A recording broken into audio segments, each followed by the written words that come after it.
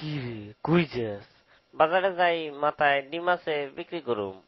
শুনলাম তুই নাকি বলদ, তো বাজারে যাই মাথা ডিম বিক্রি করবি কেমনে? এটা তুই বুঝবি না। তুই অত শুনলাম কম যাস না। আচ্ছা পারলে কত দেখি আমার মাথায় কি আছে, যদি কইতে পারস তো এখান থেকে তোরে আমি 2টা ডিম দেবো। তোর মাথায় আমার মাথা দিয়ে চুলকায়। আচ্ছা কইতাছে একটু সহজ করে দে।